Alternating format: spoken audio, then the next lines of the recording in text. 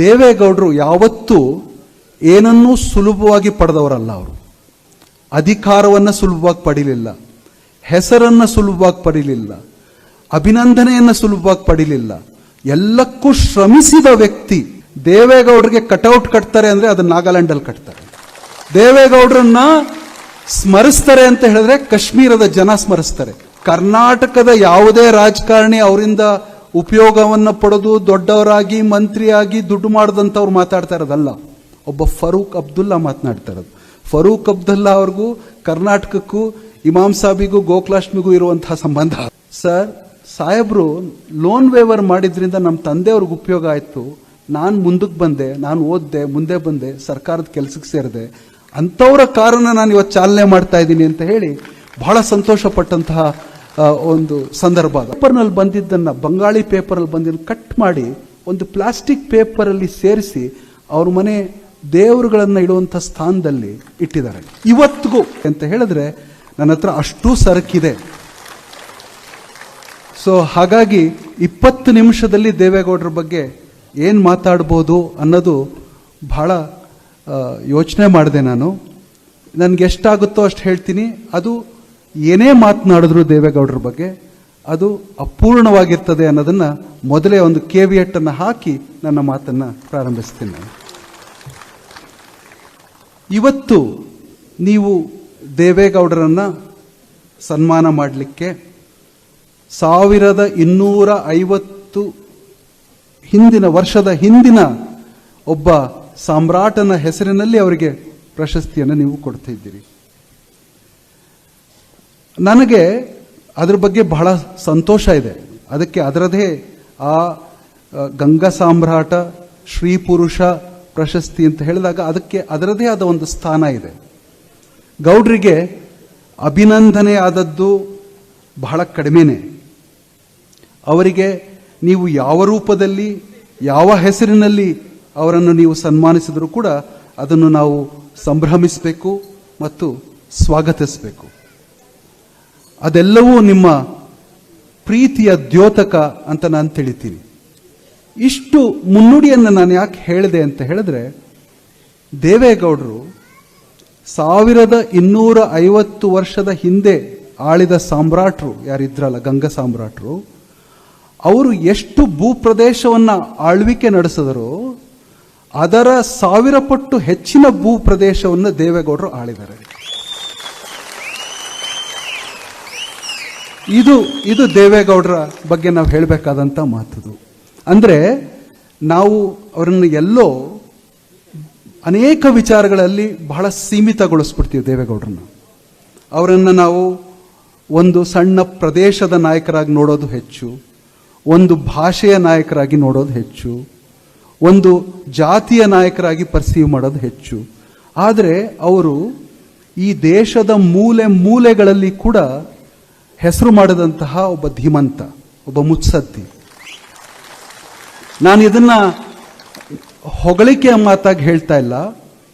ಕಳೆದ 1000 ವರ್ಷ ನೀವು ಸುಮ್ಮನೆ ಯೋಚನೆ ಮಾಡಿ, ಕಳೆದ 1000 ವರ್ಷದಲ್ಲಿ ಭಾರತದ ಮೂಲೆ ಮೂಲೆಗಳಲ್ಲಿ ಯಾವುದಾದರೂ ಒಬ್ಬ ಕರ್ನಾಟಕದ ಒಬ್ಬ ವ್ಯಕ್ತಿಯ ಹೆಸರನ್ನ ಶ್ರೀಸಾಮಾನ್ಯ ಜನಸಾಮಾನ್ಯ ತಿಳಿದಿದ್ದಾನೆ.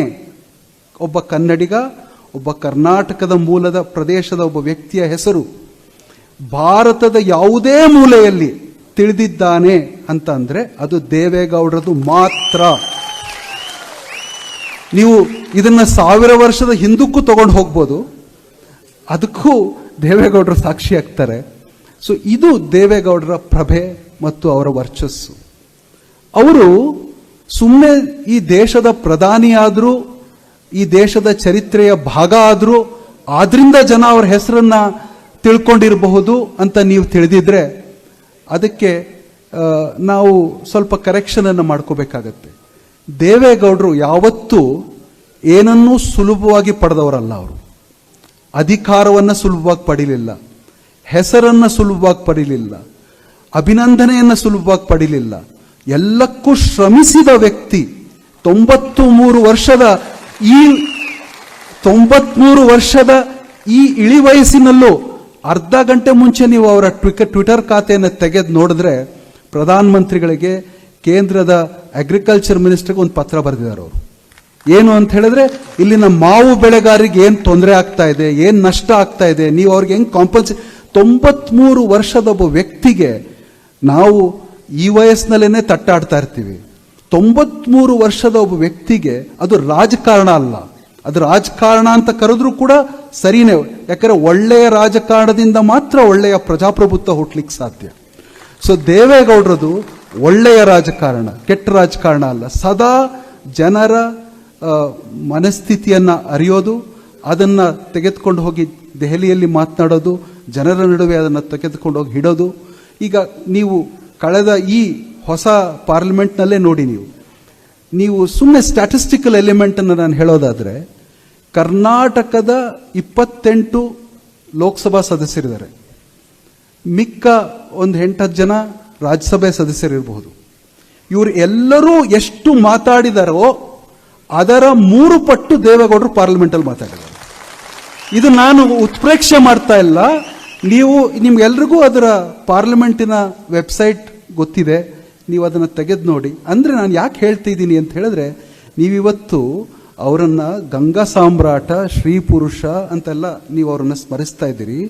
ಆದರೆ ದೇವೇಗೌಡರು ಸ್ವಾತಂತ್ರ್ಯೋತ್ತರ ಭಾರತದ ನಮ್ಮ ಪ್ರಜಾಪ್ರಭುತ್ವದ ಶ್ರೀ ಪುರುಷ, ನಮ್ಮ ಪ್ರಜಾಪ್ರಭುತ್ವದ ಪುರುಷೋತ್ತಮ ಆತ ಪ್ರಧಾನಮಂತ್ರಿ ಆದಾಗ ಅನೇಕ ಜನ, ಕರ್ನಾಟಕದಲ್ಲಂತೂ ಬಹಳಷ್ಟು ಜನ, ಈ ಭಾರತದ ಭೂಪಟ ಗೊತ್ತಿಲ್ಲದ ವ್ಯಕ್ತಿ ಅಂತ ಅವ್ರನ್ನ ಹೀಯಾಳಿಸಿದ್ರು. ಯಾರು ಅಂತ ನಾನು ಹೆಸರಿಸಬೇಕಾಗಿಲ್ಲ, ಇದು ಒಳ್ಳೆಯ ಸಂದರ್ಭದಲ್ಲಿ ಅದನ್ನೆಲ್ಲ ಹೇಳಬೇಕಾಗಿಲ್ಲ. ಆದರೆ ಇವತ್ತು ನೀವು ದೇವೇಗೌಡರನ್ನ ಕಾಶ್ಮೀರದಲ್ಲಿ, ನಾನು ಅವ್ರ ಜೊತೆ ಸುಯೋಗ ಇತ್ತು, ನನಗೆ 2 ಬಾರಿ ಅವ್ರ ಜೊತೆ ಕಾಶ್ಮೀರಕ್ಕೆ ಹೋಗಿದ್ದೀನಿ. ನಾನು ಕಾಶ್ಮೀರ ಆಗಲಿ, ನಮ್ಮ ನಾರ್ತ್ ಈಸ್ಟಿನ ತುಟ್ಟ ತುದಿ ನಾಗಾಲ್ಯಾಂಡ್ ಆಗಲಿ, ಇತ್ಲ ಕಡೆ ನರ್ಮದಾ ಭೂಪ್ರದೇಶವಾದಂತಹ ಗುಜರಾತಿನ ಭೂಪ್ರದೇಶವಾಗಲಿ, ಅಥವಾ ನೀವು ವೆಸ್ಟ್ ಬೆಂಗಾಲ್, ಬಾಂಗ್ಲಾದೇಶ ಈ ಪ್ರದೇಶಗಳಿಗಾಗಲಿ, ನೀವು ಎಲ್ಲೇ ಹೋಗಿ ಇವತ್ತು ಕರ್ನಾಟಕವಲ್ಲದೆ ದೇವೇಗೌಡರಿಗೆ ಕಟೌಟ್ ಕಟ್ತಾರೆ ಅಂದರೆ ಅದು ನಾಗಾಲ್ಯಾಂಡಲ್ಲಿ ಕಟ್ತಾರೆ. ದೇವೇಗೌಡರನ್ನ ಸ್ಮರಿಸ್ತಾರೆ ಅಂತ ಹೇಳಿದ್ರೆ ಕಾಶ್ಮೀರದ ಜನ ಸ್ಮರಿಸ್ತಾರೆ. ನಾವು ಆಗಸ್ಟ್ 2024ರಲ್ಲಿ ದೇವೇಗೌಡರು ಹೇಳಿದ್ರು, ಬಾ ಕಾಶ್ಮೀರ ನೋಡ್ಕೊಂಡು ಬರೋಣ. ನಾನು ಕೆಲವು ಅಭಿವೃದ್ಧಿ ಕಾರ್ಯಗಳಿಗೆ ಶಂಕುಸ್ಥಾಪನೆ ಮಾಡಿದ್ದೆ. ನಾನು ಅಲ್ಲಿ ಜನ ಅದನ್ನು ಹೇಗೆ ಅನುಭವಿಸ್ತಾ ಇದ್ದಾರೆ ನೋಡ್ಕೊಂಡು ಬರೋದಕ್ಕೆ ಸಮಯ ಇದೆಯಾ, ಬರ್ತೀರಾ ಅಂತ ಕೇಳಿದ್ರು. ಅಯ್ಯೋ ನಿಮ್ಮ ಜೊತೆ ಬರೋದು ಸುಯೋಗ ಸರ್ ಅಂತ ಹೇಳಿ ಅಲ್ಲಿ ಹೋದಾಗ ನಾನು ಏನೂ ಉತ್ಪ್ರೇಕ್ಷೆ ಮಾಡ್ತಾ ಇಲ್ಲ. ಅಲ್ಲಿ ವಿಡಿಯೋಗಳಿದೆ, ಚಿತ್ರಗಳಿವೆ, ಎಲ್ಲವೂ ಇದೆ. 1997ರಲ್ಲಿ ಅವರು ಕೊಟ್ಟಂತ ಕ್ಯಾಬಿನೆಟ್ ನೋಟ್ನಿಂದ ಜನ ಕೆಲಸ ತೆಗೆದುಕೊಂಡ್ರಲ್ಲ, ಅಲ್ಲಿ ಆ ಜನ ಎಲ್ಲರೂ ಬಂದು ಅವರ ಪಾದಕ್ಕೆ ಎರಗಿದ್ರು. ಕಾಶ್ಮೀರದ ರೈಲ್ವೆ ಪ್ರಾಜೆಕ್ಟ್ಸ್ಗೆ ಭಾರತೀಯ, ಅದು ನ್ಯಾಷನಲ್ ಪ್ರಾಜೆಕ್ಟ್ಸ್ ಆಗಿ ಕನ್ವರ್ಟ್ ಮಾಡಿ ಅಲ್ಲಿನ ಜನಕ್ಕೆ ಕೆಲಸ ಕೊಟ್ಟ ಮಹನೀಯ ದೇವೇಗೌಡರು. ಕಾಶ್ಮೀರದ ಜನ ಏನು ಹೇಳ್ತಾರೆ, ದೇವೇಗೌಡರನ್ನ ಹೇಗೆ ಸ್ಮರಿಸ್ತಾರೆ ಅನ್ನೋದಕ್ಕೆ ನಾವು ನಮ್ಮ ಫರೋಜಿನ ಫೀಲ್ಡ್ ಪುಸ್ತಕ 2021 ಡಿಸೆಂಬರ್ನಲ್ಲಿ ದೆಹಲಿಯಲ್ಲಿ ಬಿಡುಗಡೆ ಆದಾಗ ಫರೂಕ್ ಅಬ್ದುಲ್ಲಾ ಅವರು ಬಂದು ಮಾತನಾಡಿದ್ರು. ಫರೂಕ್ ಅಬ್ದುಲ್ಲಾ ವೇದಿಕೆಯ ಮೇಲೆ ದೇವೇಗೌಡರನ್ನ ನೆನೆದು ಗಳಗಳನೆ ಅತ್ರು. ಅವ್ರು ಹೇಳಿದ್ರು, ಎಲ್ಲಿವರೆಗೂ ಕಾಶ್ಮೀರ ಇರುತ್ತೋ, ಎಲ್ಲಿವರೆಗೂ ಜಮ್ಮು ಇರುತ್ತೋ, ಎಲ್ಲಿವರೆಗೂ ನಾನಿರ್ತೀನೋ ಅಲ್ಲಿವರೆಗೂ ನಾವು ನಿಮ್ಮನ್ನು ಸದಾ ಸ್ಮರಿಸ್ತೀವಿ ಅಂತ ಹೇಳಿದ್ರು. ಅವರು ಒಂದು ಒಂದು ಒಂದು ಉಪಮೆಯನ್ನು ಬಳಸಿದ್ರು. ಅವತ್ತು ಕಾಡಿನಲ್ಲಿ ಕಳೆದು ಹೋದ ಸುಗಂಧ ದ್ರವಿತ ಒಂದು ಹೂವಿರ್ತದಲ್ಲ, ದೇವೇಗೌಡರು ಆ ರೀತಿ ಅಂತ ಮಾತನಾಡಿದ್ರು. ಇದು ಕರ್ನಾಟಕದ ಯಾವುದೇ ರಾಜಕಾರಣಿ ಅವರಿಂದ ಉಪಯೋಗವನ್ನು ಪಡೆದು ದೊಡ್ಡವರಾಗಿ ಮಂತ್ರಿಯಾಗಿ ದುಡ್ಡು ಮಾಡದಂಥವ್ರು ಮಾತಾಡ್ತಾ ಇರೋದಲ್ಲ, ಒಬ್ಬ ಫರೂಕ್ ಅಬ್ದುಲ್ಲಾ ಮಾತನಾಡ್ತಾ ಇರೋದು. ಫರೂಕ್ ಅಬ್ದುಲ್ಲಾ ಅವ್ರಿಗೂ ಕರ್ನಾಟಕಕ್ಕೂ ಇಮಾಮ್ ಸಾಬಿಗೂ ಗೋಕುಲಾಷ್ಟಮಿಗೂ ಇರುವಂತಹ ಸಂಬಂಧ ಅದು. ಆದರೆ ಅಲ್ಲಿನ ಜನ ದೇವೇಗೌಡರನ್ನ ಸ್ಮರಿಸ್ತಾರೆ. ಕಾಶ್ಮೀರಕ್ಕೆ ದೇವೇಗೌಡರು 4 ಬಾರಿ ಹೋದ್ರು 11 ತಿಂಗಳಲ್ಲಿ. ಅವ್ರು ಹೋಗೋಕ್ ಮುಂಚೆ 10 ವರ್ಷ ಯಾವ ಪ್ರಧಾನಮಂತ್ರಿ ಅಲ್ಲಿ ಕಾಲಿಟ್ಟಿರಲಿಲ್ಲ. ಯಾಕೆಂದ್ರೆ ಅಲ್ಲಿ ಟೆರರಿಸಮ್ ಇದೆ, ತೊಂದರೆ ಆಗುತ್ತೆ, ಮತ್ತೊಂದಾಗತ್ತೆ ಅಂತ ಹೇಳಿ ಯಾರು ಕಾಲಿಟ್ಟಿಲ್ಲದೆ ಇರುವಂಥ ಸಂದರ್ಭದಲ್ಲಿ ಅಲ್ಲಿಗೆ ಹೋಗಿ ಅವರು ಅಲ್ಲಿನ ಜನಕ್ಕೆ ಲೋನ್ ವೇವರ್ ಅನ್ನು ಮಾಡ್ತಾರೆ. ನಮ್ಮ ಸುಯೋಗ ಏನು ಅಂತ ಹೇಳಿದ್ರೆ, ನಮ್ಮ ಕಾರನ್ನು ಚಾಲನೆ ಮಾಡ್ತಿದ್ದಂತಹ ಒಬ್ಬ ಡ್ರೈವರು ನನ್ನ ಕಿವಿಯಲ್ಲಿ ಉಸುರಿಸ್ತಾವನು, ಸರ್ ಸಾಹೇಬ್ರು ಲೋನ್ ವೇವರ್ ಮಾಡಿದ್ರಿಂದ ನಮ್ಮ ತಂದೆಯವ್ರಿಗೆ ಉಪಯೋಗ ಆಯಿತು, ನಾನು ಮುಂದಕ್ಕೆ ಬಂದೆ, ನಾನು ಓದಿದೆ, ಮುಂದೆ ಬಂದೆ, ಸರ್ಕಾರದ ಕೆಲಸಕ್ಕೆ ಸೇರಿದೆ, ಅಂಥವರ ಕಾರನ್ನು ನಾನು ಇವತ್ತು ಚಾಲನೆ ಮಾಡ್ತಾ ಇದ್ದೀನಿ ಅಂತ ಹೇಳಿ ಬಹಳ ಸಂತೋಷಪಟ್ಟಂತಹ ಒಂದು ಸಂದರ್ಭ ಅದು. ಅಂದರೆ 25 ವರ್ಷಗಳ ನಂತರನೂ ಕೂಡ ದೇವೇಗೌಡರನ್ನ ಅಲ್ಲಿ ನೆನೀತಾರೆ, ಸ್ಮರಿಸ್ತಾರೆ. ಈ ರೀತಿ ದೇವೇಗೌಡರ ಬಗ್ಗೆ ನಾವು ಹೇಳ್ತಾ ಹೋದರೆ ಅನೇಕ ವಿಚಾರಗಳನ್ನು ನಾವು ಹೇಳ್ತಾ ಹೋಗ್ಬೋದು. ದೇವೇಗೌಡರ ಕುದುರೆ ಬರೀ ಕರ್ನಾಟಕದಲ್ಲಿ ಓಡಿದ್ದಲ್ಲ, ಅದು ದೇವೇಗೌಡರ ಕುದುರೆ ಭಾರತದ ಮೂಲೆ ಮೂಲೆಗಳಲ್ಲಿ ಓಡಿದೆ. ಅಲ್ಲಿ ಯಾರೂ ಕಟ್ಟಾಕಕ್ಕಾಗಲಿಲ್ಲ ದೇವೇಗೌಡರನ್ನು. ಯಾರ ಹಂಗಿಗೂ ಸಿಗದ ಯಾರಾದರೂ ಒಬ್ಬ ರಾಜಕಾರಣಿ ಇವತ್ತು ದೇಶದಲ್ಲಿದ್ದರೆ, ನಾನು ಒಬ್ಬ ಪತ್ರಕರ್ತ, ರಾಷ್ಟ್ರೀಯ ಮತ್ತು ಅಂತಾರಾಷ್ಟ್ರೀಯ ಪತ್ರಿಕೆಗಳಲ್ಲಿ ಕೆಲಸ ಮಾಡಿದ್ದೀನಿ, ಹೊಗಳಿಕೆ ನನ್ನ ಜಾಯಮಾನ ಅಲ್ಲ. ಆದರೆ ದೇವೇಗೌಡರ ಥರದ ಮತ್ತೊಬ್ಬ ರಾಜಕಾರಣಿ ಈ ದೇಶ ಕಂಡಿಲ್ಲ. ಯಾಕಂದರೆ ಯಾರ ಮುಲಾಜಿಗೂ ಸಿಕ್ಕಾಕಿಕೊಳ್ಳದ ರಾಜಕಾರಣಿ ಅವರು.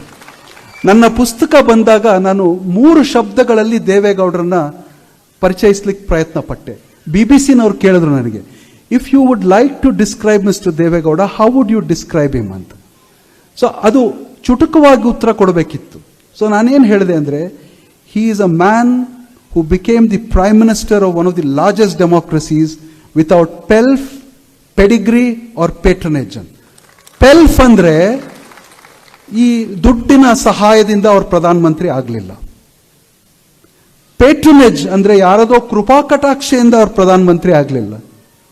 ಪೆಡಿಗ್ರಿ, ಅವರು ಹುಟ್ಟಿದ್ದು ಹರದನಹಳ್ಳಿಯ ಒಂದು ಸಣ್ಣ ಕುಟುಂಬದಲ್ಲಿ, ಒಬ್ಬ ರೈತ ಕುಟುಂಬದಲ್ಲಿ, ಬಡ ಕುಟುಂಬದಲ್ಲಿ. ಸೊ ವಿತೌಟ್ ಪೆಲ್ಫ್, ಪೇಟ್ರನೇಜ್ ಆರ್ ಪೆಡಿಗ್ರಿ, ಈ 3 ಇಲ್ಲದೆ ಈ ದೇಶದಲ್ಲಿ ಮೊಟ್ಟ ಮೊದಲ ಶೂದ್ರ ಪ್ರಧಾನಮಂತ್ರಿ ಯಾರಾದರೂ ಇದ್ರೆ, ಕುವೆಂಪು ಅವರು ಶೂದ್ರ ತಪಸ್ವಿ ಅಂತ ಪದ ಬಳಸ್ತಾರೆ. ಅದು ವಾಲ್ಮೀಕಿ ಅವ್ರಿಗೆ ಅನ್ವಯ ಆಗ್ಬೋದು, ದೇವೇಗೌಡರಿಗೂ ಅನ್ವಯ ಆಗತ್ತೆ. ದೇವೇಗೌಡರು ಶೂದ್ರ ತಪಸ್ವಿ, ಈ ದೇಶವನ್ನು ಆಳಿದ ಶೂದ್ರ ತಪಸ್ವಿ. 11 ತಿಂಗಳಲ್ಲಿ ದೇವೇಗೌಡರು ಮಾಡಿದ ಕೆಲಸವನ್ನ ನಾನು 600 ಪುಟದಲ್ಲಿ ಬರೆದಿದ್ದೀನಿ. ಅದರ ಕನೇಶುಮಾರಿಯನ್ನು ನೀವೇನಾದರೂ ಮಾಡಿದ್ರೆ, ಅವರಾದ ನಂತರ 10 ವರ್ಷ, 5 ವರ್ಷ, 11 ವರ್ಷ ಆಳಿದಂತಹ ವ್ಯಕ್ತಿಗಳಿದ್ದಾರೆ. ನೀವು ತುಲನೆ ಮಾಡೋದು ಕಷ್ಟ ಆಗುತ್ತೆ. ಇದು ಉತ್ಪ್ರೇಕ್ಷೆ ಅಲ್ಲ. ನೀವು ನಾರ್ತ್ ಈಸ್ಟ್ ಅಂತ ಮಾತನಾಡ್ತೀರಿ, ಇವತ್ತು ನಾವು ಈಶಾನ್ಯ ದೇಶಗಳು, ಈಶಾನ್ಯ ಪ್ರದೇಶಗಳು ಅಂತ ಮಾತನಾಡ್ತೀವಿ. ಈಶಾನ್ಯ ಪ್ರದೇಶಗಳು ನಿಮಗೆ ಆಶ್ಚರ್ಯ ಆಗ್ಬೋದು. ಸಿಕ್ಕಿಮಿನಲ್ಲಿ ತೊಂದರೆ ಆಯಿತು, ಅಸ್ಸಾಂನಲ್ಲಿ ತೊಂದರೆ ಆಯಿತು, ಅಲ್ಲಿ ಯಾವಾಗಲೂ ಇನ್ಸರ್ಜೆನ್ಸಿ ಇತ್ತು. ಆದರೆ ದೇವೇಗೌಡರು ಅಲ್ಲಿಗೆ ಹೋಗಿ 6 ದಿನಗಳ ಕಾಲ ಸತತವಾಗಿ ಇದ್ದು ಅದನ್ನ ಭಾರತದ ಮುಖ್ಯವಾಹಿನಿಗೆ ತಂದಂತ ಪ್ರಧಾನಮಂತ್ರಿ ಯಾರಾದರೂ ಇದ್ರೆ ಅದು ದೇವೇಗೌಡರು. ನಾರ್ತ್ ಈಸ್ಟ್ ಇವತ್ತು ನಾವು ಹೇಳ್ತೀವಿ, ಎಷ್ಟು ಮಟ್ಟಕ್ಕೆ ಹೋದ್ರು ದೇವೇಗೌಡರು ಅಂತ ಹೇಳಿದ್ರೆ, ಅವರ ಪ್ರಧಾನಮಂತ್ರಿ ಕಚೇರಿಯಲ್ಲಿ ಒಂದು ಸ್ಪೆಷಲ್ ಸೆಲ್ ಅನ್ನ ತೆರೀತಾರವರು, ಸ್ಪೆಷಲ್ ಹೆಲಿಕಾಪ್ಟರ್ಸ್ ಅನ್ನ ಇಡ್ತಾರವರು. ಇದನ್ನೆಲ್ಲವನ್ನೂ ಮಾಡ್ತಾ ಅದನ್ನ ಭಾರತದ ಮುಖ್ಯವಾಹಿನಿಗೆ ತರುವ ಪ್ರಯತ್ನವನ್ನು ಪಡ್ತಾರೆ. ನಾನು ಅವರನ್ನ ಪುಸ್ತಕ ಬರಿಬೇಕಾದಾಗ ಒಂದು ಮಾತು ಕೇಳಿದೆ, ಸರ್ ನೀವು ಯಾಕೆ ಕಾಶ್ಮೀರಕ್ಕೆ ಅಷ್ಟು ಬಾರಿ ಹೋದ್ರಿ, ನಾರ್ತ್ ಈಸ್ಟ್ಗೆ ನೀವು ಅಷ್ಟೊಂದು ಪ್ರಾಮುಖ್ಯತೆಯನ್ನು ಕೊಟ್ರಿ ಅಂತ ಹೇಳಿದ್ರೆ, ಅವರು ನಗನಗ್ತಾ ಒಂದು ಮಾತು ಹೇಳಿದ್ರು. ದೇವೇಗೌಡರು ನಗದು ಅಷ್ಟು ಸುಲಭ ಅಲ್ಲ, ನಗನಗ್ತಾ ಒಂದು ಮಾತು ಹೇಳಿದ್ರು, ಅವೆರಡೂ ಪ್ರದೇಶಗಳು ನನ್ನಂತೇನಪ್ಪ, ಎಲ್ಲರೂ ಮರೆತು ಬಿಟ್ಟಿದ್ರು, ನಾನು ಮುಖ್ಯವಾಹಿನಿಗೆ ತರಬೇಕಿತ್ತು. 6,000 ಕೋಟಿಯ ಪ್ಯಾಕೇಜ್ ಅನ್ನು ಕೊಡ್ತಾರೆ ಮೊಟ್ಟ ಮೊದಲನೇ ಬಾರಿಗೆ. ನಾಗಾ ಇನ್ಸರ್ಜೆನ್ಸಿ ಇರ್ತದಲ್ಲಿ. ಇವತ್ತು ಕಾಶ್ಮೀರದಲ್ಲಿ ನಾನು ಹೇಳಿದೆ ನಿಮಗೆ, ಪಹಲ್ಗಾಮಲ್ಲಿ ಏನಾಯ್ತು, ಯುದ್ಧ ಆಯಿತು, ಎಲ್ಲ ನಿಮಗೆ ಗೊತ್ತಿದೆ. ಪಹಲ್ಗಾಮಿಗೆ ದೇವೇಗೌಡರು ಕಾಶ್ಮೀರಕ್ಕೆ ಕೊಟ್ಟ ಪ್ಯಾಕೇಜಿನ ನಂತರ ಮೊಟ್ಟ ಮೊದಲ ಟೂರಿಸ್ಟ್ಗಳು ಹೋದದ್ದು ಆಗ 1996ರಲ್ಲಿ. ಅದನ್ನ ಬಣ್ಣಿಸಿ ಇಂಡಿಯಾ ಟುಡೇ ಅನ್ನೋ ಒಂದು ಪತ್ರಿಕೆ ಬರೀತದೆ, ದೇವೇಗೌಡರು ಎಷ್ಟು ಕಾನ್ಫಿಡೆನ್ಸ್ ಕೊಟ್ಟಿದ್ದಾರೆ ಅಲ್ಲಿ ಅಂತ ಹೇಳಿದ್ರೆ, ಅಲ್ಲಿಗೆ ಟೂರಿಸ್ಟ್ಗಳು ಹೋಗೋಕೆ ಶುರು ಮಾಡಿದ್ದಾರೆ ಅಂತ. ಅದೇ ರೀತಿ ನಾರ್ತ್ ಈಸ್ಟ್ನಲ್ಲಿ ಶುಕ್ಲಾ ಕಮಿಷನ್ ಅಂತ ಒಂದು ಮಾಡ್ತಾರೆ ದೇವೇಗೌಡರು. ಇವತ್ತು ನಾನು ಹೇಳ್ತಾರೆ, ಈ ಗಳಿಗೆಯವರೆಗೂ ಈ ದೇಶದ ಈಶಾನ್ಯ ಪ್ರದೇಶದ ಬೆಳವಣಿಗೆಯಲ್ಲಿ ಏನಾದರೂ ನಡೆದಿದ್ರೆ ಅದು ದೇವೇಗೌಡರ ನೇಮಿಸಿದ ಶುಕ್ಲಾ ಕಮಿಷನ್ ಕೊಟ್ಟಂತಹ ಬ್ಲೂ ಪ್ರಿಂಟ್ನ ಆಧಾರವಾಗಿಯೇ. ನಮ್ಮ ನಮ್ಮ ದುರಾದೃಷ್ಟ ಅಂತ ಹೇಳಿದ್ರೆ ಈಶಾನ್ಯ ಪ್ರದೇಶದ ಬಗ್ಗೆ ಮಾತಾಡುವಂತಹ ಇವತ್ತಿನ ಯಾವ ರಾಜಕಾರಣಿ ಕೂಡ ದೇವೇಗೌಡರ ಹೆಸರನ್ನ ಹೇಳೋಲ್ಲ. ಅದು ಹೇಳಬಾರ್ದು ಅಂತಲ್ಲ, ಗೊತ್ತಿಲ್ಲ ಅಂತಲ್ಲ, ಅಸೂಯೆ, ಹೆದರಿಕೆ, ಅವರಿಗೆ ನಿಜವಾದ ಕೀರ್ತಿ ಸಲ್ಲಬೇಕಲ್ಲ. ಹಾಗಾಗಿ ಸೊ ಈಶಾನ್ಯ ಪ್ರದೇಶ, ಕಾಶ್ಮೀರ, ಇದು ನಾನು ನಾರ್ತ್ ಈಸ್ಟ್ ಹೇಳಿದೆ, ನಾರ್ತ್ ಹೇಳಿದೆ. ಈಗ ಸ್ವಲ್ಪ ಕೆಳಗಡೆ ಬರೋಣ, ಈಸ್ಟ್ಗೆ ಬರೋಣ. ಅಂದರೆ ನಾನು ಯಾಕೆ ಹೇಳ್ತಾ ಇದ್ದೀನಿ ಅಂತ ಹೇಳಿದ್ರೆ, ಉತ್ತರ, ದಕ್ಷಿಣ, ಈಶಾನ್ಯ, ಪಶ್ಚಿಮ, ನೈಋತ್ಯ ಎಲ್ಲದರಲ್ಲೂ ದೇವೇಗೌಡರ ಛಾಪ್ ಹೆಂಗಿದೆ ಇವತ್ತಿಗೂ ಕೂಡ ಅನ್ನೋದಕ್ಕೆ, ನೀವು ವೆಸ್ಟ್ ಬೆಂಗಾಲಿನ ಒಂದು ದೊಡ್ಡ ಸಮಸ್ಯೆ ಇತ್ತು. ಅಂದರೆ ಕಲ್ಕತ್ತಾ ಪೋರ್ಟಿಗೆ ನೀರು ಹೆಚ್ಚಾದಂಗೆ ಹಿಂದೆ ಬ್ಯಾಕ್ ವಾಟರ್ಸ್ ಫ್ಲಡ್ ಆಗ್ತಾ ಇತ್ತು ಬಿಹಾರ್. ಸೊ ದೇವೇಗೌಡರು ಬಿಹಾರಕ್ಕೆ ಫ್ಲಡ್ ಆದಾಗ ಒಮ್ಮೆ ಅದರ ಪರಿವೀಕ್ಷಣೆಗೆ ಹೋಗ್ತಾರೆ. ಎಲ್ಲರೂ ಮರಗಳ ಮೇಲೆ ಕೂತಿರ್ತಾರೆ. ಪ್ರತಿ ಸತಿ ಫ್ಲಡ್ ಆದಾಗಲೂ ಕೇಂದ್ರ ಸರ್ಕಾರದಿಂದ 3,000 ಕೋಟಿ ಕೊಡಬೇಕು, 2,000 ಕೋಟಿ ಕೊಡಬೇಕು. ಅಲ್ಲಿನ ರಾಜಕಾರಣಿಗಳು ಅದನ್ನು ತಿಂದ್ಬಿಡೋರು, ಯಾವುದೇ ಡೆವಲಪ್ಮೆಂಟಿಗೆ ಬಳಸ್ತಾ ಇರಲಿಲ್ಲ. ಸೊ ದೇವೇಗೌಡರ ಮನಸ್ಸು, ಇನ್ನೊಂದು ಮರಿತೀವಿ ನಾವು, ರೈತನ ಮಗ ಅಂತ ಹೇಳ್ಬಿಡ್ತೀವಿ, ಮಣ್ಣಿನ ಮಗ ಅಂತ ಹೇಳ್ತೀವಿ. ಯಾರೂ ಕೂಡ ದೇವೇಗೌಡರು is an engineer prime minister and only engineer prime minister this country has seen. ಅದು ನೀವು ಬೋಗಿಬೀಲ್ ಬ್ರಿಡ್ಜ್ ಅನ್ನು ನೋಡ್ಬೇಕು. ನೀವು ಅಸ್ಸಾಮಿನಲ್ಲಿ ಸ್ಟ್ರಾಟಜಿಕ್ ಬ್ರಿಡ್ಜ್ ಒಂದಿದೆ, ನಮ್ಮ ಮಿಲಿಟರಿ ಅವರು ಯೂಸ್ ಮಾಡುವಂಥದ್ದು ಎಲ್ಲ. ಆ ಬೋಗಿಬೀಲ್ ಬ್ರಿಡ್ಜ್ ಅನ್ನ ದಟ್ಟಿ ಪಂಚೆ ಕಟ್ಕೊಂಡಿದ್ದಂತಹ ದೇವೇಗೌಡರು ಮೇಲ್ ಕಟ್ಕೊಂಡು ಅದರ ಪ್ಲಾನ್ ಅನ್ನ ಮಾಡಿ ಬಂದ್ಬಿಡ್ತಾರೆ ಅವರು. ಸೊ ಎಲ್ಲರೂ ಮರೆತರು ದೇವೇಗೌಡರು ಮಾಡಿದ್ರು ಅನ್ನೋದನ್ನ, ಜನ ಮರೆಯಲ್ಲ ಅನ್ನೋದಕ್ಕೆ. ಬೋಗಿಬೀಲ್ ಬ್ರಿಡ್ಜಿನ ಇನಾಗ್ಯುರೇಷನ್ ಆದಾಗ ಒಂದು 2-3 ವರ್ಷದ ಹಿಂದೆ ಅಸ್ಸಾಂ ಟ್ರಿಬ್ಯೂನ್ ಅನ್ನೋ ಒಂದು ಪತ್ರಿಕೆ, where is Deve Gowda, why are we not remembering him ಅಂತ ಒಂದು ಎಡಿಟೋರಿಯಲ್ ಬರೆಯುತ್ತೆ.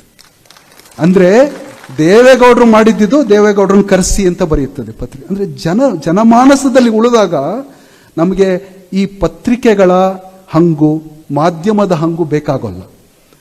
ಮಾಧ್ಯಮದ ಹಂಗು ಮತ್ತು ಪತ್ರಿಕೆಗಳ ಹಂಗು ಅದು ಬೇರೆಯವ್ರಿಗಿರ್ತದೆ. ದೇವೇಗೌಡರಿಗೆ ಒಂದು ಡಿಸ್ಟಿಂಕ್ಟ್ ಡಿಸ್ಅಡ್ವಾಂಟೇಜ್ ಇದೆ. ಅದೇನು ಅಂತ ಹೇಳಿದ್ರೆ ಕ್ಲಾಸ್ ಅಂಡ್ ಕಾಸ್ಟ್, ವರ್ಗ ಮತ್ತು ಜಾತಿಯ ಅವರಿಗೆ ಡಿಸ್ಅಡ್ವಾಂಟೇಜ್ ಇದೆ. ಡೆಲ್ಲಿಯ ಎಲೀಟ್ಗಳು ಅವರನ್ನು ಒಪ್ಪಲಿಲ್ಲ, ಮಾಧ್ಯಮದ ಎಲೀಟ್ ಅವರನ್ನು ಒಪ್ಪಲಿಲ್ಲ. ಯಾಕೆ ಅಂತ ಹೇಳಿದ್ರೆ ಅದೊಂದು ದೊಡ್ಡ ಕೋಟೆ, ಆ ಕೋಟೆಯಲ್ಲಿ ಏಕ್ದಮ್ ನುಗ್ಬಿಟ್ರು ದೇವೇಗೌಡರು. ಅವ್ರಿಗೆ ಏನ್ ಮಾಡ್ಬೇಕು ಗೊತ್ತಾಗ್ಲಿಲ್ಲ. ಆದ್ರಿಂದ ಅವರಿಗೆ ಅಪಕೀರ್ತಿ ತರುವಂತಹ, ಅವರ ವಿರುದ್ಧ ಪ್ರೊಪಗ್ಯಾಂಡ ಮಾಡುವಂಥ ಕೆಲಸ ಅನೇಕ ನಡೆದವು. ಅದು ಯಾವೂ ಕೂಡ ಜನಮಾನಸದಲ್ಲಿ ಉಳಿಲಿಲ್ಲ. ಯಾಕೆ ಅಂತ ಹೇಳಿದ್ರೆ ಜನಕ್ಕೆ ಅವರಿಂದ ಎಲ್ಲ ಕಾಲಕ್ಕೂ ಅನುಕೂಲವೇ ಆಯಿತು. ಈಗ ನಾನು ಈಸ್ಟ್ ಅಂತ ಹೇಳಿದೆ, ಬಿಹಾರ, ಅದ್ರ ಬಗ್ಗೆ ಮಾತನಾಡ್ತಾ ಇದ್ದೆ. ಸೊ ಫರಾಕ ಟ್ರೀಟಿ ಅಂತ ಒಂದು ದೇವೇಗೌಡರು ಮಾಡ್ತಾರೆ. ಆ ಫರಾಕ ಟ್ರೀಟಿ ಎಷ್ಟು ದೊಡ್ಡದಾಗೋಗುತ್ತೆ ಅಂತ ಹೇಳಿದ್ರೆ, ಈಗ ಬಿಹಾರದಲ್ಲಿ ಫ್ಲಡ್ ಆಗೋದು ಕಮ್ಮಿ ಆಗುತ್ತೆ, ಯಾಕಂದ್ರೆ ಬ್ಯಾಕ್ ವಾಟರ್ಸ್ ಪುಷ್ ಆಗಲ್ಲ, ಗಂಗಾ ನದಿ ಹಿಂದಕ್ಕೆ ಹೋಗಲ್ಲ. ಕ್ಯಾಲ್ಕಟಾ ಪೋರ್ಟ್ನಲ್ಲಿ ಹೆಚ್ಚಿಗಿನ ನೀರನ್ನು ದೇವೇಗೌಡರು ಏನು ಮಾಡ್ತಾರೆ, ಬಾಂಗ್ಲಾದೇಶಕ್ಕೆ ಹರಿಸ್ಬಿಡೋಣ ಅಂತ ಹೇಳ್ತಾರೆ. ಈ ಬಾಂಗ್ಲಾದೇಶಕ್ಕೆ ಆ ನೀರನ್ನು ಹರಿಸೋದ್ರ ಮೂಲಕ ಏನಾಗುತ್ತೆ ಅಂತ ನೀವು ಆಶ್ಚರ್ಯ ಪಡ್ಬೋದು. ಇಡೀ ಬಾಂಗ್ಲಾದೇಶದ ರಾಜಕಾರಣ ಬದಲಾಗೋಗುತ್ತೆ. ಯಾಕಂದ್ರೆ ಲೋವರ್ ರೈಪೇರಿಯನ್ ಡಿಸ್ಟ್ರಿಕ್ಟ್ಸ್ ಅಲ್ಲಿ ಎಷ್ಟು ಸಮೃದ್ಧಿಯನ್ನು ಕಾಣ್ತಾರೆ ಅಲ್ಲಿನ ಜನ ಅಂದ್ರೆ, ನಾನು ಬಾಂಗ್ಲಾದೇಶದಲ್ಲಿ ನೋಡಿದ್ದೀನಿ. ಡಿಸೆಂಬರ್ 1996ರಲ್ಲಿ ಡಿಸೆಂಬರ್ 5ನೇ ತಾರೀಕು ದೇವೇಗೌಡರ ಹಸ್ತಾಕ್ಷರ ಆಗ್ತಾ ಇರುವಂತ ಒಂದು ಪಿಕ್ಚರ್ ಇದೆ. ಶೇಖ್ ಹಸೀನಾ ಅವರಿದ್ದಾರೆ, ದೇವೇಗೌಡರಿದ್ದಾರೆ. ಆ ಪಿಕ್ಚರ್ ಅನ್ನ ಜನ ಪೇಪರ್ನಲ್ಲಿ ಬಂದಿದ್ದನ್ನ, ಬಂಗಾಳಿ ಪೇಪರಲ್ಲಿ ಬಂದಿದ್ದು ಕಟ್ ಮಾಡಿ ಒಂದು ಪ್ಲಾಸ್ಟಿಕ್ ಪೇಪರಲ್ಲಿ ಸೇರಿಸಿ ಅವ್ರ ಮನೆ ದೇವರುಗಳನ್ನ ಇಡುವಂಥ ಸ್ಥಾನದಲ್ಲಿ ಇಟ್ಟಿದ್ದಾರೆ ಇವತ್ತಿಗೂ. ಇದು ಬಾಂಗ್ಲಾದೇಶದ ಕತೆ. ಇದು ಅದು ಯಾವಾಗ ನನಗೆ ಹೊಳಿತು ಅಂತ ಹೇಳಿದ್ರೆ, ಬಾಂಗ್ಲಾದೇಶದ ಜನಕ, ಅಲ್ಲಿನ ರಾಷ್ಟ್ರಪಿತ ಅಂತ ಇದ್ದ ಶೇಖ್ ಮುಜೀಬುರ್ ರೆಹಮಾನ್, ನೀವೆಲ್ಲರೂ ಕೇಳಿರ್ಬೋದು. ಶೇಖ್ ಮುಜೀಬುರ್ ರೆಹಮಾನ್ ಅವರಿಗೆ 100 ವರ್ಷದ ಇದಾಗುತ್ತೆ. ಅವರ ಮಗಳು ಪ್ರಧಾನಮಂತ್ರಿ ಆಗಿರ್ತಾಳೆ. ಅವಳು ಇಡೀ ಜಗತ್ತಿನ ದೊಡ್ಡ ನಾಯಕರನ್ನೆಲ್ಲ ಕರೆಸಿ ಸಮಾರಂಭ ಮಾಡಬೇಕು ಅಂತ ಹೊರಡ್ತಾಳೆ. ಭಾರತದಲ್ಲಿ ಪ್ರಧಾನಮಂತ್ರಿ ಮೋದಿಯವರಾಗಿರ್ತಾರೆ. ಸೋನಿಯಾ ಗಾಂಧಿ ಅವರನ್ನು ಕೂಡ ಕರೀತಾರೆ. ಯಾಕೆಂದ್ರೆ ಇಂದಿರಾ ಗಾಂಧಿ ಅವರಿಗೆ ಶ್ರೀರಕ್ಷೆಯನ್ನು ಕೊಟ್ಟಿರ್ತಾರೆ. ಚಿರಂಜೀವಿ ಸಿಂಗ್ ಸಾಹೇಬ್ರು ಅವರ ಶೇಖ್ ಹಸೀನಾ ಇಲ್ಲಿದ್ದಾರೆ, ಅವರು ಶೇಖ್ ಹಸೀನಾ ಅವರ ಪಕ್ಕದ ಮನೆಯವರಾಗಿದ್ದರು ಅವರು ದೆಹಲಿಯಲ್ಲಿ. ಅವರನ್ನ ಕರೀತಾರೆ. ಆದರೆ ಅಲ್ಲಿನ ಜನ ಈ ನೀರನ್ನ ಪಡೆದಿದ್ರಲ್ಲ, ಅವರ ಕುಟುಂಬಗಳು ಉದ್ಧಾರ ಆಗಿದ್ವಲ್ಲ, ಅವರ ಬೆಳೆ ಬೆಳೆದಿತ್ತಲ್ಲ, ಆ ಬೆಳೆ ಮಾರಿ ಅವ್ರ ಮನೆ ಕಟ್ಕೊಂಡಿದ್ರಲ್ಲ, ಆ ಕಟ್ಟಿದ ಬೆಳೆಯನ್ನು ಮಾರಿ ಅವ್ರ ಮಕ್ಕಳಿಗೆ ಎಜುಕೇಶನ್ ಕೊಟ್ಟಿದ್ರಲ್ಲ, ಅವರು they demanded Deve Gowda should be called. Sheikh Mujibur ರೆಹಮಾನರ 100ನೇ ವರ್ಷದ ಆಚರಣೆಗೆ ದೇವೇಗೌಡರು ಬರಬೇಕು ಅಂತ ಹೇಳೋದು. On popular demand of Bangladesh ದೇವೇಗೌಡರನ್ನ ಕರೆಸ್ಕೊಳ್ತಾರೆ. ಆದರೆ ಅವಾಗ ಕೋವಿಡ್ ಬರುತ್ತೆ, ಇನ್ನೇನೋ ಆಗುತ್ತೆ, ಸಮಾರಂಭದ ಬೇರೆ ಸ್ವರೂಪ ಪಡ್ಕೋತದೆ, ಅದು ಬೇರೆ ಮಾತು. ನಾನು ಹೇಳ್ತಾ ಇರೋದು ಏನು ಅಂದರೆ, ದೇವೇಗೌಡರನ್ನ ಕರ್ನಾಟಕದಲ್ಲಿ ನಾವು ತಲೆ ತಗ್ಗಿಸ್ಬೇಕು. ಕರ್ನಾಟಕದವರು ಅವರನ್ನ ಒಂದು ಇಲ್ಲಿನ ಒಬ್ಬ ಸಣ್ಣ ರಾಜಕಾರಣಿಯ ಥರ ನೋಡಲಿಕ್ಕೆ ಪ್ರಯತ್ನ ಪಟ್ಟಿದ್ದಾರೆ. ಅವ್ರು ಯಾವತ್ತೂ ಅಧಿಕಾರವನ್ನು ಬಯಸಿ ಹೋದವರಲ್ಲ, ಅಧಿಕಾರವನ್ನು ಬಿಸಾಡದಂತಹ ರಾಜಕಾರಣಿ ಯಾರಾದರೂ ಇಂಡಿಯಾ ದೇಶದಲ್ಲಿ ಇದ್ರೆ ಅವರು 1997ರಲ್ಲಿ ನನ್ನ ಪುಸ್ತಕದಲ್ಲಿ ಬರ್ತದೆ, ವಾಜಪೇಯಿ ಒಂದು ಚೀಟಿ ಕಳಿಸ್ತಾರೆ, ನಾವು ನಿನ್ನ ಸರ್ಕಾರಕ್ಕೆ ನಾವು ಇದು ಸಪೋರ್ಟ್ ಮಾಡ್ತೀವಿ, ನೀನು ಆತರ ಮಾಡಬೇಡ ಅಂತ. ಬಾಲಾ ಸಾಹೇಬ್ ಠಾಕ್ರೆ ಫೋನ್ ಮಾಡಿ ಬೈತಾರೆ, ನೀನು ಆತ್ರದಲ್ಲಿ ಇದೆಯಾ, ನೀನು ಮಾಡಬೇಡ ಅಂತ. ಜೇಠ್ಮಲಾನಿ ಬಂದು ಹೇಳ್ತಾರೆ, ಎಲ್ಲರೂ ಹೇಳ್ತಾರೆ. ದೇವೇಗೌಡರು no, I will stand on principle. ನಾನು ಪಾರ್ಲಿಮೆಂಟಿನ ಮುಂದೆ ನಾನು ಮಾಡಿದ ಕೆಲಸವನ್ನು ನಾನು ಹೇಳಿ ನಾನು ಹೊರಡ್ತೀನಿ ನಾನು. ಆ ಭಾಷಣ ಇದೆಯಲ್ಲ 1997ರಲ್ಲಿ ದೇವೇಗೌಡರು ಮಾಡಿದ ಭಾಷಣ, ಅದು ಆಲ್ ಟೈಮ್ ಭಾರತದ ಪ್ರಜಾಪ್ರಭುತ್ವದ ಪಾರ್ಲಿಮೆಂಟಿನಲ್ಲಿ ನಡೆದ ಸರ್ವಶ್ರೇಷ್ಠ ಭಾಷಣಗಳಲ್ಲಿ ಒಂದು. ಮತ್ತೆ ಸುಗತ ಹೇಳ್ತಾ ಇದ್ದಾನೆ ಅಂತ ಅಂದ್ಕೊಂಡು ಅದನ್ನು ಪಕ್ಕಕ್ಕಿಡಬೇಡಿ, ಇದು CNN ಹೇಳಿರುವಂಥ ಮಾತಿದು. 1997ರಲ್ಲೇ CNN ಹೇಳುತ್ತೆ, ಅದು ಭಾರತೀಯ ಪ್ರಜಾಪ್ರಭುತ್ವದ ಸಂಸದೀಯ ಕಲಾಪಗಳಲ್ಲಿ ಅತ್ಯಂತ ಸರ್ವಶ್ರೇಷ್ಠ ಭಾಷಣಗಳಲ್ಲಿ ಒಂದು ಅಂತ. ಆ ಭಾಷಣದಲ್ಲಿ ದೇವೇಗೌಡರು ಹೇಗೆ ಮಾತನಾಡ್ತಾರೆ ಅನ್ನೋದನ್ನ ವಿಡಿಯೋ ಇದೆ, ನೀವು ನೋಡಬೇಕು. ಅದೇ ದೇವೇಗೌಡರನ್ನ ಈ ಎಲೀಟ್, ಡೆಲ್ಲಿಯ ಲುಟೆನ್ಸ್ ಎಲೀಟ್ ಹೇಗೆ ಬಣ್ಣಿಸಿದ್ರು ಅಂದರೆ, ಒಬ್ಬ ಬಹಳ ಫೇಮಸ್ ಹಿಸ್ಟಾರಿಯನ್ ಆತನ ಮೊದಲನೆಯ ಸಾಲು ಆತನ ಪುಸ್ತಕದಲ್ಲಿ ಐಡಿಯಾ ಆಫ್ ಇಂಡಿಯಾ ಅಂತ ಆ ಪುಸ್ತಕದ ಹೆಸರು. ಅದ್ರಲ್ಲಿ ಮೊದಲನೇ ಸಾಲದಲ್ಲಿ ದೇವೇಗೌಡರಿಗೆ ಹೆಂಗೆ ಅವಹೇಳನ ಮಾಡ್ತಾನೆ ಅಂತ ಹೇಳಿದ್ರೆ, ಇವತ್ತು ನಮ್ಮ ದೇಶದ ಪ್ರಧಾನಮಂತ್ರಿಗೆ ಇಂಗ್ಲಿಷೂ ಬರೋಲ್ಲ, ಹಿಂದಿಯೂ ಬರೋಲ್ಲ ಅಂತ ಅವಮಾನ ಮಾಡ್ತಾನೆ. ಅವನನ್ನು ಯಾರೂ ಚಾಲೆಂಜ್ ಮಾಡಲ್ಲ. ಆತ ಅಲ್ಲೇ ಇದ್ದಂತಹ ನೆಹರು ಮೆಮೋರಿಯಲ್ ಲೈಬ್ರರಿ ಅಥವಾ ಆರ್ಕೈವ್ಸ್ಗೆ ಹೋಗಿದ್ರೆ, ದೇವೇಗೌಡರು ತಮ್ಮ ಕೈಯಾರೆ ಬರೆದ ಇಂಗ್ಲಿಷ್ನಲ್ಲಿ ಪತ್ರಗಳು ಬರೆದಿದ್ರಲ್ಲ, ಮೊರಾರ್ಜಿಗೆ ಬರೆದ ಪತ್ರಗಳು, ಚಂದ್ರಶೇಖರ್ ಅವರಿಗೆ ಬರೆದ ಪತ್ರಗಳು, ಪಕ್ಷ ನಡೆಸ್ತಾ ಇದ್ದಾಗ ರಾಮಕೃಷ್ಣ ಹೆಗಡೆ ಅವ್ರಿಗೆ ಬರೆದಂಥ ಎಲ್ಲವೂ ಕೂಡ ಅವರ ಸ್ವಚ್ಛವಾದ ಕೈ ಬರವಣಿಗೆಯಲ್ಲಿ ಇಂಗ್ಲಿಷ್ನಲ್ಲಿದೆ. ದೇವೇಗೌಡರು ಇಂಗ್ಲಿಷ್ ಮೀಡಿಯಂ ಸ್ಕೂಲಲ್ಲಿ ಓದ್ದವರು ಅಂತ ಬಹಳಷ್ಟು ಜನಕ್ಕೆ ಗೊತ್ತಿರೋಲ್ಲ.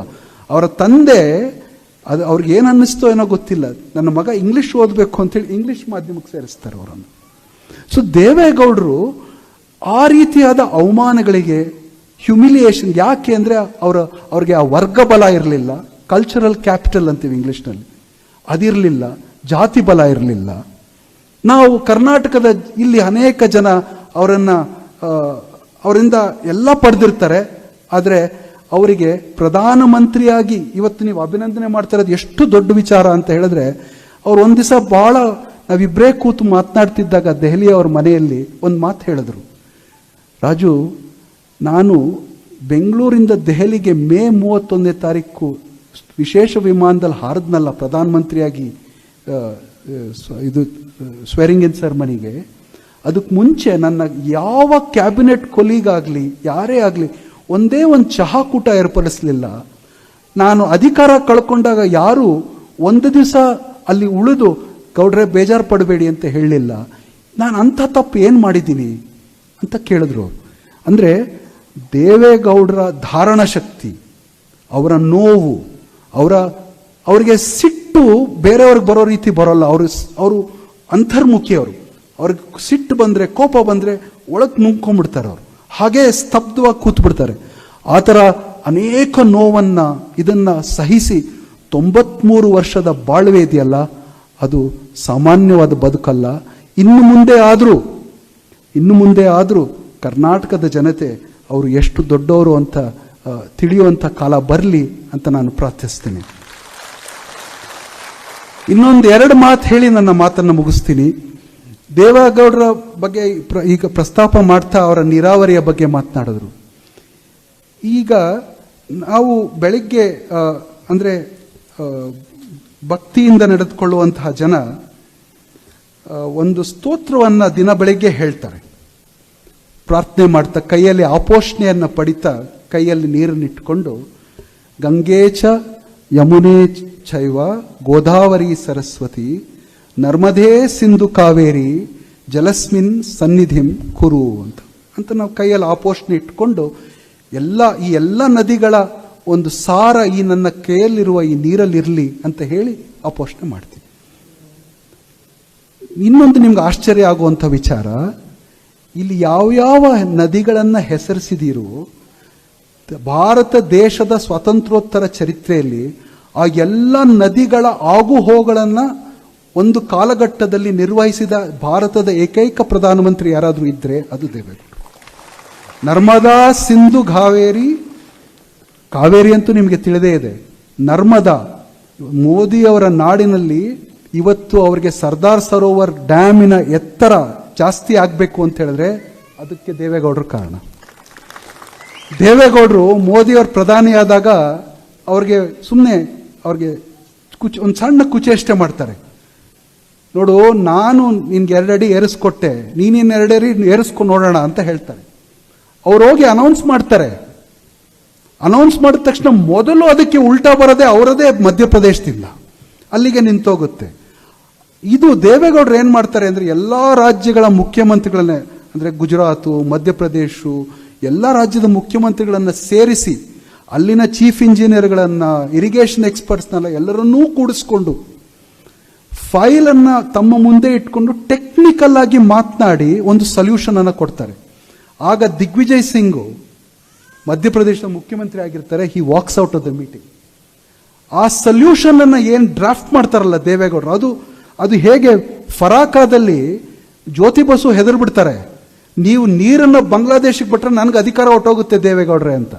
ದೇವೇಗೌಡರು ಹೇಳ್ತಾರೆ, ನನ್ನನ್ನು ನಂಬು, ನೀನು ಈ ಇನ್ನೊಂದು ಆಂಟೆ ಚೇಂಬರಲ್ಲಿ ಇರು, ಏನಾದರೂ ತೊಂದರೆ ಆ ಅಮ್ಮನ ಜೊತೆ ಶೇಖ್ ಹಸೀನಾ ಜೊತೆ ಏನಾದರೂ ತೊಂದರೆ ಆದರೆ ನಿನ್ನನ್ನು ಕರಿತೀನಿ, ನಿನ್ನ ಕೇಳೇ ಮಾಡ್ತೀನಿ, ನೀನು ಹೆದರಬೇಡ ಅಂಥೇಳಿ ಎಷ್ಟು ಕ್ಯೂಸೆಕ್ಸ್ ನೀರನ್ನು ಬಿಟ್ಟರೆ ನಮಗೆ ತೊಂದರೆ ಆಗಲ್ಲ ಅನ್ನೋದನ್ನು ಕ್ಯಾಲ್ಕುಲೇಷನ್ ಒಬ್ಬ ಇಂಜಿನಿಯರು ದೇವೇಗೌಡರು. ಇಲ್ಲಿ ಕಾವೇರಿದು ಇದೆಯಲ್ಲ ಹಾಗೆ ಕ್ಯಾಲ್ಕುಲೇಟ್ ಮಾಡಿ ಕೊಡ್ತಾರೆ. ಇವತ್ತವರೆಗೂ ತೊಂದರೆ ಆಗಿಲ್ಲ, ಕಲ್ಕತ್ತಾಗಾಗಲಿ, ಬಿಹಾರಕ್ಕಾಗಲಿ, ವೆಸ್ಟ್ ಬೆಂಗಾಲ್ ತೊಂದರೆ ಆಗಿಲ್ಲ. ಬಾಂಗ್ಲಾದೇಶದ ಜನ ಇವತ್ತು ದೇವೇಗೌಡರು ಒಂದು ವಿಚಾರಕ್ಕೆ ಬೈತಾರೆ. ಅದು ಹೇಳ್ತೀನಿ ನಿಮಗೆ ಯಾಕೆ ಅಂತ ಹೇಳಿದ್ರೆ, ದೇವೇಗೌಡರು ಆ ಟ್ರೀಟಿನ ಬರೀ 30 ವರ್ಷಕ್ಕೆ ಮಾಡೋದ್ರು, 100 ವರ್ಷಕ್ಕೆ ಕನಿಷ್ಠ ಮಾಡಬೇಕಿತ್ತು. ಈಗ ನಾವು ಮತ್ತೆ ಭಾರತದ ಜೊತೆಗೆ ನಮ್ಮ ಸಂಬಂಧ ಚೆನ್ನಾಗಿಲ್ಲ. ಇದು ಈಗ ಬರ್ತಾ ಇರೋದು, ಇದು ಹಾಲಿ ನಡೀತಾ ಇರೋದು ಫರಾಕ ಟ್ರೀಟಿಯ ಬಗೆಗೆ ಬಾಂಗ್ಲಾದೇಶದಲ್ಲಿ ನಡೀತಾ ಇರೋ. ಇವಾಗ they have to renew the treaty with India. ದೇವೇಗೌಡರು ನಮ್ಗೆ ಯಾಕೆ ಅನ್ಯಾಯ ಮಾಡಿ ಹೋದ್ರು ಅಂತ ಕೇಳ್ತಾರೆ. ಬರೀ 25-30 ವರ್ಷಕ್ಕೆ ಮಾಡಿಟ್ಟು ಹೊಟ್ಟೋದ್ರಲ್ಲ. ಆದರೆ ಅವ್ರಿಗೆ ಅರ್ಥ ಆಗದೆ ಇರೋದೇನು ಅಂತ ಹೇಳಿದ್ರೆ, ಆ ಫರಾಕ ಸಮಸ್ಯೆ 100 ವರ್ಷ ಯಾರು ಮುಟ್ಟಿರಲಿಲ್ಲ. ಯಾವುದೇ ಬ್ಯೂರೋಕ್ರಾಟನ್ನ ಕೇಳಿದ್ರೆ ಇದನ್ನು ಮುಟ್ಟಬೇಡಿ ಸರ್, ಬಹಳ ಸಮಸ್ಯೆ ಅಂತ ಮಾತಾಡೋರು. ಆದರೆ ದೇವೇಗೌಡರು ಅದನ್ನು ತಮ್ಮ ಟೆಕ್ನಿಕಲ್ ನೋಹೌನಿಂದ ಸಾಲ್ವ್ ಮಾಡ್ತಾರೆ. ಫಾಲಿ ನಾರಿಮನ್ ಈ ದೇಶ ಕಂಡಂಥ ಬಹಳ ದೊಡ್ಡ ಜ್ಯೂರಿಸ್ಟ್, ಅವರು ಒಂದು ಮಾತು ನನ್ನ ಪುಸ್ತಕದ ಬಿಡುಗಡೆಯ ಸಂದರ್ಭದಲ್ಲಿ ಹೇಳಿದ್ರು. ಅವ್ರು ಹೇಳಿದ್ರು, ದ ಬ್ಲ್ಯಾಕ್ ರೋಬ್ಸ್ ವರ್ ಮೈನ್, ಅಂದರೆ ಕರಿಯ ಕೋಟನ್ನು ಹಾಕಿ ಕಾವೇರಿಗಾಗಿ ನಾನು ಕೋರ್ಟ್ನಲ್ಲಿ ಆರ್ಗ್ಯೂ ಮಾಡಿದ್ದು ನಿಜ, ಕರ್ನಾಟಕವನ್ನು ರೆಪ್ರೆಸೆಂಟ್ ಮಾಡಿದ್ದು ನಿಜ, ಆದರೆ ನನ್ನ ಅನೇಕ ಆರ್ಗ್ಯುಮೆಂಟ್ಗಳನ್ನು ಆ ದೇವೇಗೌಡರು ಕೊಟ್ಟರು. ಅಂದರೆ ಅವರ ಬರೀ ನೀರಾವರಿ ಸಂಬಂಧಪಟ್ಟದ್ದಲ್ಲ, ಕಾನೂನಿನ ಪರಿಣಿತಿ, ಅದರ ಹಿಡಿತ. ನನ್ನ ಗುರುಗಳಾದ HY ಶಾರದಾ ಪ್ರಸಾದ್, ಇಂದಿರಾ ಗಾಂಧಿ ಅವರಿಗೆ 25 ವರ್ಷಗಳ ಕಾಲ ಅವರು ಇನ್ಫಾರ್ಮೇಷನ್ ಅಡ್ವೈಸರ್ ಆಗಿದ್ರು. ಅದನ್ನು ನಾನು ಪುಸ್ತಕದಲ್ಲಿ ಬರಿತೀನಿ. ಅವ್ರು ಒಂದು ಮಾತು ಹೇಳಿದ್ರು, ಇವತ್ತು ಎಮರ್ಜೆನ್ಸಿ 50ನೇ ವರ್ಷದ ಅಂಚಿನಲ್ಲಿದ್ದೀವಿ ನಾವು. ಅವ್ರು ಒಂದು ಮಾತು ಹೇಳ್ತಾರೆ, ಇಂದಿರಾ ಗಾಂಧಿಗೆ ದೇವೇಗೌಡರಿಗಿದ್ದಂತಹ ಕಾನ್ಸ್ಟಿಟ್ಯೂಷನಲ್ ಲಾಯಿನ ಒಂದು ಪರಿಜ್ಞಾನ ದೇವೇಗೌಡರಿಗೆ ಇದ್ದಷ್ಟು ಇದ್ಬಿಟ್ಟಿದ್ದರೆ ಎಮರ್ಜೆನ್ಸಿ ಹೇರ್ತಾನೆ ಇರಲಿಲ್ಲ. ಸೊ ದೇವೇಗೌಡರು ಇದೆಲ್ಲವನ್ನೂ ಕೂಡ ಓದಿ ಅಧ್ಯಯನ ಮಾಡಿ ಹಾರ್ವರ್ಡ್ಗೆ ಹೋಗಿ, ಯೇಲ್ಗೆ ಹೋಗಿ, ಇನ್ನೆಲ್ಲೋ ಆಕ್ಸ್ಫರ್ಡ್ಗೆ ಹೋಗಿ, ಕೇಂಬ್ರಿಡ್ಜ್ಗೆ ಹೋಗಿ ಕಲ್ತದ್ದಲ್ಲ. ದೇವೇಗೌಡರಿಗೆ ಬೇರೆ ಯಾವ ವ್ಯಸನಗಳು ಇರಲಿಲ್ಲ. ಅಧ್ಯಯನ, ರಾಜಕಾರಣ, ಆ ಅಧ್ಯಯನ, ರಾಜಕಾರಣ, ಅಭಿವೃದ್ಧಿ, ಈ 3ರ ಕಟ್ಟುಪಾಡಿನಲ್ಲಿ ಸಿಕ್ಕಾಕೊಂಡು ರಾತ್ರಿ 12 ಗಂಟೆ, 1 ಗಂಟೆ, 2 ಗಂಟೆವರೆಗೂ ಫೈಲ್ ಓದೋದು, ತಿರ್ಗಾ 4 ಗಂಟೆಗೆ ಎದ್ದು ಫೈಲ್ ಓದೋದು. ಯಾವುದೇ ಅವರಷ್ಟು ಒಂದು ಪುಸ್ತಕವನ್ನು ಸೂಕ್ಷ್ಮವಾಗಿ ಅವರಷ್ಟು ಓದುವಂಥ ಒಬ್ಬ ವ್ಯಕ್ತಿ ನಾನು ಕಂಡಿಲ್ಲ. ಎಷ್ಟು ಸುಲಭವಾಗಿ ಅದರ ಹೂರ್ಣವನ್ನು ಹಿಡಿತಾರೆ ಮತ್ತು ಅದರ ವಾಗ್ವಾದವನ್ನು ಅದಕ್ಕೆ ತಿರುವಾಗಿ ಹೇಳ್ಬೋದಾದ ಎಷ್ಟು ಫಾಸ್ಟಾಗಿ ಹೇಳ್ತಾರೆ ಅವರು ಅಂತ ಹೇಳಿದ್ರೆ.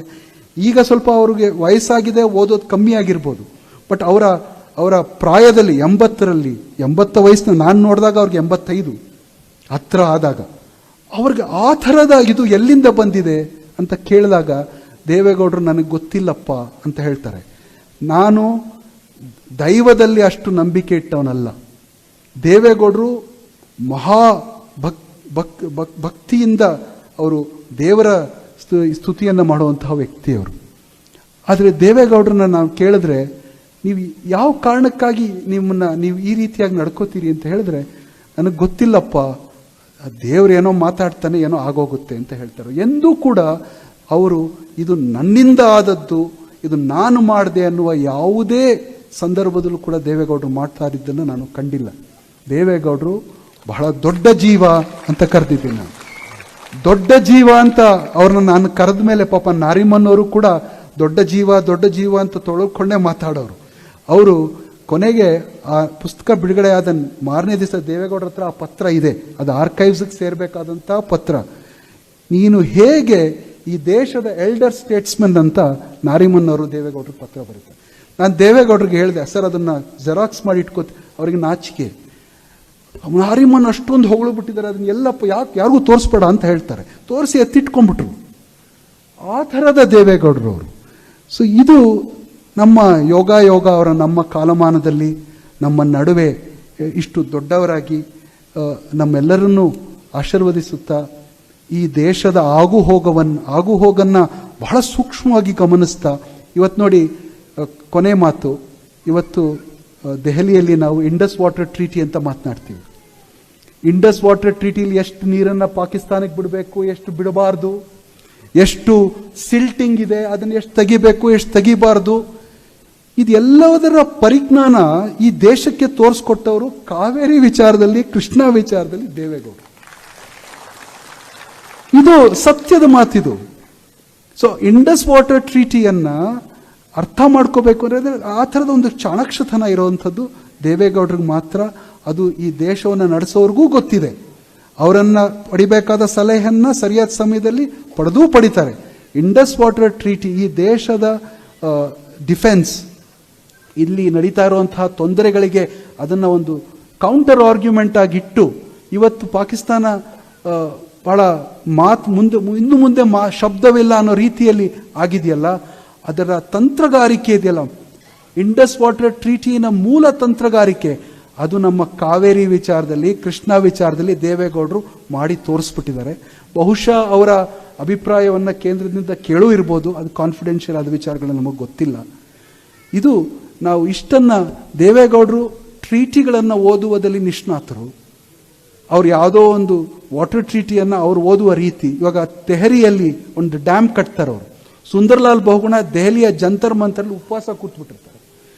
ಪ್ರಧಾನಮಂತ್ರಿಯಾಗಿ ದೇವೇಗೌಡರು ನಿಂಬೆಹಣ್ಣಿನ ರಸವನ್ನು ಹಿಡಿದು ಒಬ್ಬ ಗಾಂಧಿಯನ್ನಾತ ಅನ್ನೋ ಒಂದು ಏಕೈಕ ಕಾರಣಕ್ಕೆ ಅವರಿಗೆ ನಿಂಬೆಹಣ್ಣಿನ ರಸವನ್ನು ಕುಡಿಸಿ ಅವರ ಸತ್ಯಾಗ್ರಹವನ್ನು ಕೊನೆಗಾಣುವಂತೆ ಮಾಡಿ ಅವ್ರನ್ನ ಹೆಲಿಕಾಪ್ಟರಲ್ಲಿ ತೆಹರಿಗೆ ಕರ್ಕೊಂಡೋಗಿ ಅವ್ರು ಹೇಳ್ತಾರೆ, ದೇವೇಗೌಡರು ಎಷ್ಟು ಓಪನ್ ಆಗಿರ್ತಾರೆ ಅಂದರೆ ಪ್ರಜಾಪ್ರಭುತ್ವವಾದಿ ಅಂತ ನಾನು ಹೇಳಿದೆ. ಪ್ರಜಾಪ್ರಭುತ್ವದ ಶ್ರೀ ಪುರುಷ, ಪ್ರಜಾಪ್ರಭುತ್ವದ ಪುರುಷೋತ್ತಮ ಅಂತ ಯಾಕೆ ಹೇಳಿದೆ ಅಂದರೆ, ಅವ್ರು ಸುಂದರ್ಲಾಲ್ ಬಹುಗುಣ, ಇದು ದೇವೇಗೌಡರು ಎಲ್ಲೂ ಹೇಳ್ಕೊಂಡಿಲ್ಲ. ಸುಂದರ್ಲಾಲ್ ಬಹುಗುಣ ಹೇಳ್ತಾರೆ, ದೇವೇಗೌಡರು ಬಂದು ಹೇಳ್ತಾರೆ ಅವ್ರಿಗೆ, ನಿಮಗೆ ಇಲ್ಲಿ ಡ್ಯಾಮು ಅರ್ಥಕ್ವೇಕ್ ಏರಿಯಾ, ಇಲ್ಲಾದರೆ ಜನ ಸಾಯ್ತಾರೆ ಅಂತ ನಿಮಗೆ ಭಯ, ಅಷ್ಟೇ ತಾನೇ? ಹೌದು ಅಂತ. ನಾನು ಸ್ಟಡಿ ಮಾಡಿದ್ದೀನಿ ಜಿಯೋಲಾಜಿಕಲ್ ಇದನ್ನು, ಇಲ್ಲಿ ಏನೂ ಆಗಲ್ಲ, ನನ್ನ ಮಾತನ್ನು ನಂಬಿ. ನೀವು ನನ್ನ ಮಾತನ್ನು ನಂಬದೇ ಇದ್ರೆ ಪರವಾಗಿಲ್ಲ, ನೀವು 7 ಜನದ ಒಬ್ಬ ಎಕ್ಸ್ಪರ್ಟ್ ಕಮಿಟಿಯನ್ನು ನೀವು ಗುರುತು ಮಾಡಿಕೊಡಿ. ನಾನು ಇವತ್ತು ಸಂಜೆ ಆದೇಶ ಹೊರಡಿಸ್ತೀನಿ, ಸರ್ಕಾರಿ ಆದೇಶನ ಹೊರಡಿಸ್ತೀನಿ. ಅವರು ಸ್ಟಡಿ ಮಾಡಿ ನನಗೆ ರಿಪೋರ್ಟನ್ನು ಕೊಡಲಿ, ನೀವು ಕನ್ವಿನ್ಸ್ ಆದಮೇಲೆ ನಾನು ಡ್ಯಾಮ್ ಮಾಡ್ತೀನಿ. ಅಲ್ಲಿ ಬಸ್ಗಳಲ್ಲಿ, ಲಾರಿಗಳಲ್ಲಿ ಒಂದು ಕೇಂದ್ರ ಪ್ರದೇಶ, ತಗ್ಗು ಪ್ರದೇಶ, ವ್ಯಾಲಿ, ಅಲ್ಲಿ ಜನರನ್ನು ಸೇರಿಸಿ ದೇವೇಗೌಡರು ಭಾಷಣ ಮಾಡಿ ಈ ಆಶ್ವಾಸನೆಯನ್ನು ಕೊಟ್ಟು ಸಂಜೆನೇ ದೆಹಲಿಯಿಂದ ಆರ್ಡರನ್ನು ಹೊರಡಿಸಿ ಆ ರಿಪೋರ್ಟ್ ಬಂದು ಇವತ್ತು ಬಾಂಗ್ಲಾದೇಶದಲ್ಲಿ ಜನ ಹೇಗೆ ಅವರ ನೀರಾವರಿಯ ಫಲವನ್ನು ಅನುಭವಿಸಿ ಮಾತನಾಡ್ತಾರಲ್ಲ, ನೀವು ಉತ್ತರಾಖಂಡದ ಯಾರಾದರೂ ಹೋದರೆ ಅಲ್ಲಿ ಏರ್ಪೋರ್ಟ್ ಏರಿಯಾ ಇದೆ, ಅಲ್ಲಿ ದೇವೇಗೌಡರು ರಿಹ್ಯಾಬಿಲಿಟೇಷನ್ ಪ್ಯಾಕೇಜನ್ನು ಮಾಡಿದ್ದಾರೆ. ಅದು ನಮ್ಮ ರಾಯಚೂರಿನಲ್ಲಿ ಅಪ್ಪರ್ ಕೃಷ್ಣ ಪ್ರಾಜೆಕ್ಟ್ಗೆ ಯಾವ ರಿಹ್ಯಾಬಿಲಿಟೇಷನ್ ಟರ್ಮ್ಸನ್ನು ಕೊಟ್ಟರಲ್ಲ ಅದನ್ನು ಅಲ್ಲಿ ಮಾಡಿದ್ದಾರೆ. ಅಲ್ಲಿನ ಜನ ಇವತ್ತು ಅಲ್ಲಿ ಕೆಲಸ ಮಾಡ್ತಾ ಇರುವಂಥ ಎಂಜಿನಿಯರ್ಗಳೆಲ್ಲ ದೇವೇಗೌಡರ ಹೆಸರನ್ನು ಹೇಳಿ ಸಂಬಳ ತಗೋತಾ ಇದ್ದಾರೆ. ನಾವು ಹೋದಾಗ ಬಂದು ಕಾಲ್ಗೆ ಎರಗಿದ್ರು. ನಾವು ಹೋಗಿದ್ವಿ ಈಚೆಗೆ ಅಲ್ಲಿಗೆ. ಸೊ ದೇವೇಗೌಡರು ಈ ದೇಶದ ಒಂದು ಆಸ್ತಿ, ದೊಡ್ಡವರು. ಮಾತಾಡ್ತಾ ಹೋದರೆ ತುಂಬ ಸಮಯ ಆಗುತ್ತೆ. ನಾನು ಬಹಳಷ್ಟು ನನ್ನ ಸಮಯವನ್ನು ಮೀರಿದ್ದೀನಿ. ಇಲ್ಲಿಗೆ ನಿಲ್ಲಿಸಬೇಕು ಅಂತ ಅನಿಸುತ್ತೆ. ಬೇರೆಯವರು ಮಾತನಾಡೋದಿದೆ. ನಿಜದ ನಾಡೋಜ, ನಿಜದ ಕರ್ನಾಟಕ ರತ್ನ, ನಿಜದ ಭಾರತ ರತ್ನ ದೇವೇಗೌಡರಿಗೆ ಮತ್ತೊಮ್ಮೆ ವಂದಿಸಿ ನನ್ನ ಮಾತುಗಳನ್ನು ಮುಗಿಸ್ತೀನಿ. ಇಲ್ಲಿ ನನ್ನ ಬರಮಾಡಿಕೊಂಡಿದ್ದಕ್ಕೆ ನಿಮಗೆ ವಂದಿಸ್ತೀನಿ. ಹೆಚ್ಚಿನ ವಿಡಿಯೋಗಳಿಗೆ ಪ್ರತಿಧ್ವನಿ ಯೂಟ್ಯೂಬ್ ಚಾನೆಲ್ ಸಬ್ಸ್ಕ್ರೈಬ್ ಮಾಡಿ, ಬೆಲ್ ಐಕಾನ್ ಕ್ಲಿಕ್ ಮಾಡಿ.